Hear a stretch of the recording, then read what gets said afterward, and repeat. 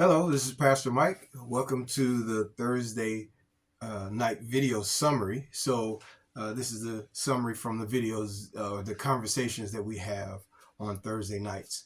The title is What is Real Connection in Relationship? That is the question that we're answering. And this is for the date of March 14th, 2024. So, the scripture we're coming from is St. Matthew chapter 10, verse 18 through 23. And it reads, On my account, you will be brought before governors and kings and witnesses to them and to the Gentiles. But when they arrest you, and don't necessarily take this literally, but when they arrest you, do not worry about what you will say or how you will say it. At the time, you will be given what to say. Verse 20, for it will not be you speaking, but the Spirit of your Father speaking through you. Brother will betray brother to death, and father his child, and children will rebel against their parents and have them put to death. Okay, so I know this is sounding like it's all falling apart and everything. I'm going to explain in a second. So let me go ahead and finish verse 23, where it says, when you are persecuted in the one place, flee to another. Truly, I tell you, you will not finish going through the towns of Israel before the Son of Man comes. All right, so let me explain this. Jesus was, and it's the New International Version, NIV, just in case you wanted to know. Jesus was explaining to the disciples that things are not going to always be wonderful. And there's actually a blessing and a benefit in going through difficulties. Unfortunately, most Christianity is taught that if you go through bad things, it's the devil. It's always the devil. It's always bad stuff that is, it's not good. Jesus speaks on the opposite end. His intellect and concepts are different than ours. He looks at this thing as a victorious thing as we're following him.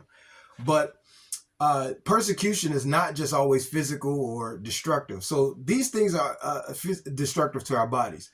These things are a part of our connected relationship with God, that others may not look at us and give us the opportunities or give us the accolades or give us all the wonderful things that they would give somebody who's more familiar with the worldly ways, if you will. And so sometimes that brings difficulty, adversities, challenges that we would have normally never faced.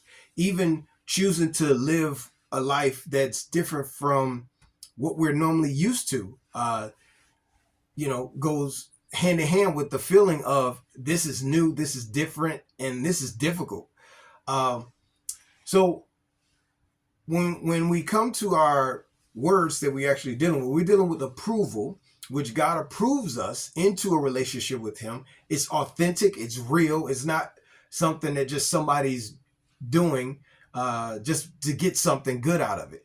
Sometimes there's difficulty that comes with being a follower of Christ. There's a lot of good. There's a lot of benefit. Jesus is with us in the midst of it. Just like he said, if they do arrest you, which is also a symbol, it can be physical, which that does happen in other countries, especially for those who are followers of Christ. But it can just be a situation where people are calling you to the table, like, why you're not doing what we do, why you don't talk like us, why you don't act like us. I've known of people who said, I can't trust this one because, they don't drink like I do, or they don't smoke, or they don't use swear words. I've been in those situations as well. When you represent Christ, it's a personal relationship. It's authentic. You're authorized as a representative of him and his kingdom. So you're not just in a connection with a divine supernatural being.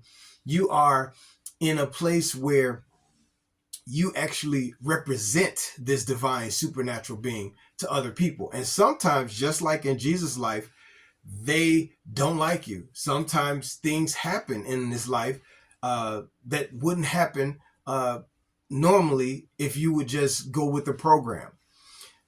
Trying to do a work for God or living for God is sometimes more difficult than just pursuing your own self-indulged desires, plain and simple. But the thing is that this is part of our authentic, real relationship with God.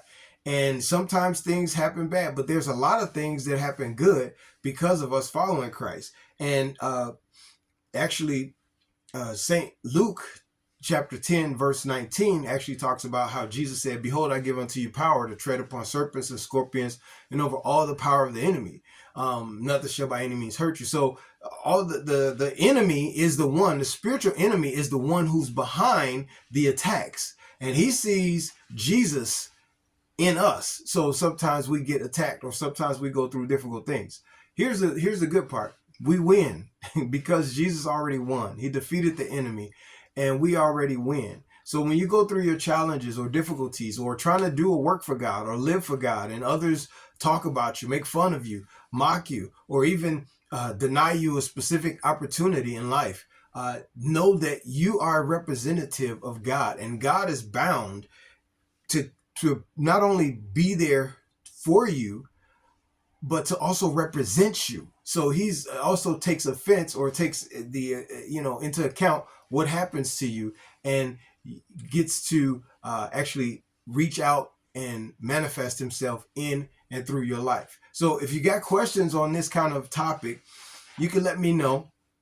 I could dive into it much more deeper in conversation, but it's not to say that all bad stuff is going to always happen to you, but it's just to say that when stuff happens in life, that we don't suffer for nothing.